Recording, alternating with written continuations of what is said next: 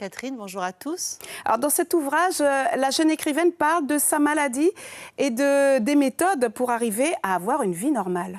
Absolument. Papillon au cœur est écrit par Soukaina Karistan, cette jeune femme durement éprouvée. Ce livre a cœur ouvert et raconte comment elle a décidé un jour de croire coûte que coûte au bonheur. Elle dit tout, ne cache rien ou presque, sans se préoccuper des jugements ou de regards de l'autre qui sont souvent impitoyables. C'est l'histoire d'une jeune femme guyanaise née dans un milieu social plutôt aisé, élevée dans une famille recomposée. À l'âge de 8 ans, elle est victime d'un grave accident de la route. Cliniquement, elle va mourir 2 fois avant d'être plongée dans un profond coma. Elle s'en sort, mais perdra l'usage de ses jambes. Les médecins vont lui dire qu'elle ne pourra plus jamais marcher. Quelques années plus tard, elle arrive quand même à marcher et elle ne sait pas encore que le plus dur est à venir. Elle est victime de profonds changements d'humeur qui l'amènent un jour à s'interroger sur sa santé mentale. Elle sera internée, mise en isolement à l'hôpital psychiatrique de Cayenne, puis transférée par ses parents dans l'Hexagone où enfin elle sera diagnostiquée bipolaire. C'est une histoire lourde, douloureuse, mais Soukaina, dans son témoignage, raconte comment sa foi, la spiritualité l'ont sauvée. En découvrant l'amour universel, elle a oublié ses propres difficultés pour aider les autres et surtout sa famille.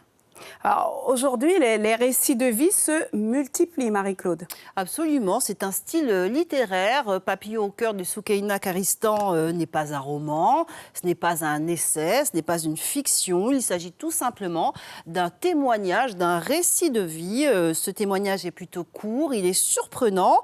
L'auteur ne fait pas de fioritures ou d'effets de style, elle va droit au but et se raconte tout simplement.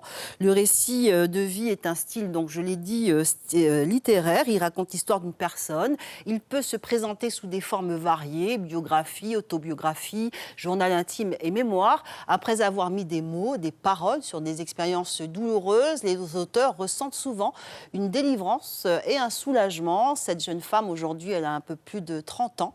Soukaina Karistan se livre avec pudeur et retenue, même en décrivant les moments les plus difficiles de sa vie. C'est un acte de vérité dans une volonté de résilience.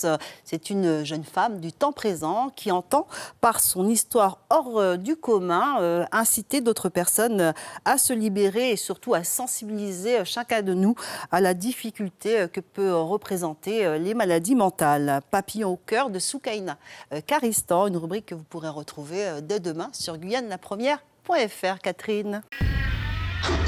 Suivez l'info sur Guyane la Première, télé, radio et Internet.